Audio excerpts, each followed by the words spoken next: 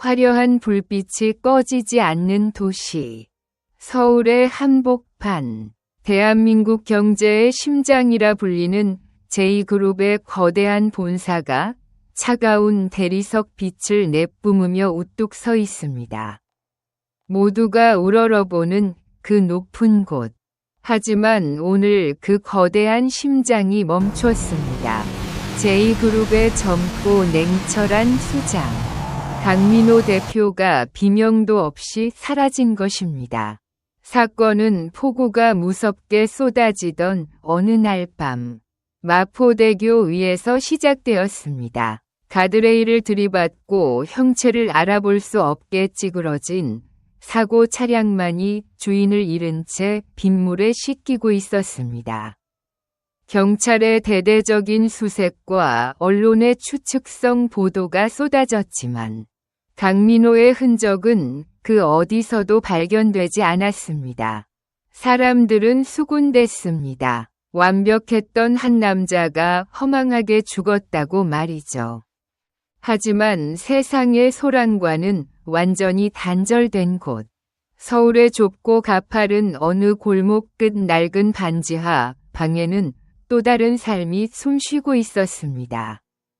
그곳에는 연서가 살고 있습니다. 왼쪽 뺨을 뒤덮은 커다란 붉은 흉터. 그것은 연서에게 평생의 낙인이었습니다. 그녀는 사람들의 비명 같은 시선을 피해 늘 고개를 숙이고 그림자처럼 살아왔습니다.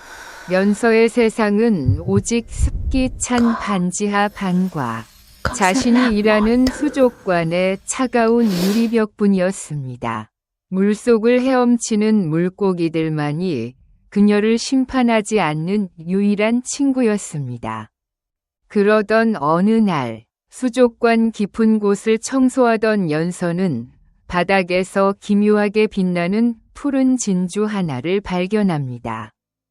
손에 쥐는 순간 심장이 떨릴 정도로 영롱한 빛을 내뿜는 보석.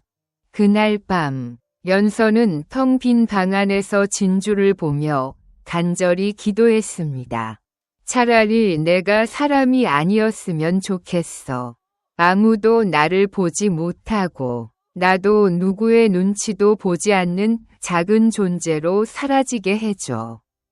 다음 날 아침, 믿을 수 없는 일이 일어났습니다. 연서의 낡은 이불 위에는 옷가지만 남았고 머리맡에 둔 작은 어항 속에는 전에는 없던 금붕어 한 마리가 헤엄치고 있었습니다. 연서는 더 이상 사람이 아니었습니다. 말도 할 수 없고 걷지도 못하는 작은 존재. 하지만 연서는 어항 유리벽에 비친 자신의 모습을 보며 처음으로 미소 지었습니다. 이제 더 이상 그 추한 흉터를 보지 않아도 되니까요. 바로 그날, 연서의 낡은 문을 열고 기억을 잃은 한 남자가 들어옵니다. 온몸이 젖은 채 할머니의 부축을 받으며 들어온 남자. 그는 바로 강민호였습니다. 강물에 떠내려가던 그를 연서의 할머니가 극적으로 구조한 것이었습니다. 자신이 누구인지 이름조차 기억하지 못하는 민호는 그렇게 연서의 방에서 머물게 됩니다. 민호는 밤마다 잠이 오지 않을 때면 어항 곁에 앉아 금붕어가 된 연서를 바라보았습니다. 너도 나처럼 갈 곳이 없니? 왜 그렇게 슬픈 눈으로 나를 보고 있어? 민호는 금붕어에게 자신의 막막한 심정을 고백했습니다. 화려한 수트 대신 낡은 후드티를 입고 스테이크 대신 할머니가 차려준 소박한 된장찌개를 먹으며 민호는 생전 처음 느껴보는 평온함을 배웁니다.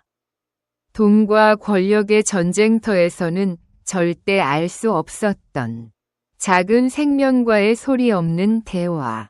그것은 민호에게 치유의 시간이었습니다. 시간이 흘러 어느 달빛이 밝은 밤, 민호는 꿈속에서 파편화된 기억들을 마주합니다. 자신이 얼마나 외롭고 차가운 사람이었는지, 성공을 위해 얼마나 많은 소중한 것들을 버렸는지 깨닫고 흐느끼기 시작합니다. 그는 어항 유리창에 손을 대고 속삭였습니다. 미안해. 나 같은 사람 곁에 있어줘서 고마워. 네가 만약 사람이라면 내 이 마음을 온전히 전할 수 있다면 얼마나 좋을까.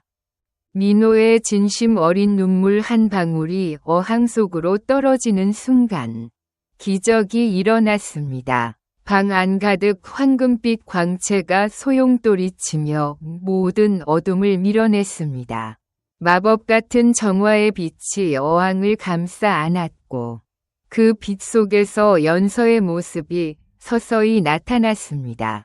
빛이 사라진 자리. 그곳에는 더 이상 금붕어도 흉터난 소녀도 없었습니다. 달빛보다 눈부신 피부와 맑은 눈망울을 가진 아름다운 여인.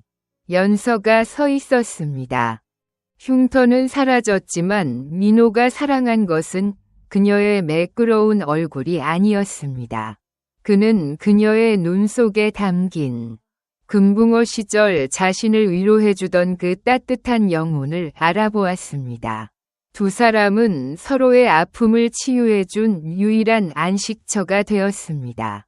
진정한 아름다움은 거울 속에 있는 것이 아니라 서로의 영혼을 깊이 비춰주던 그 시간에 있었다는 것을 그들은 비로소 깨달았습니다. 이제 서울의 높은 빌딩 위에서도 낮은 반지하 방에서도 그들의 사랑은 찬란하게 빛납니다. 시청해 주셔서 감사합니다.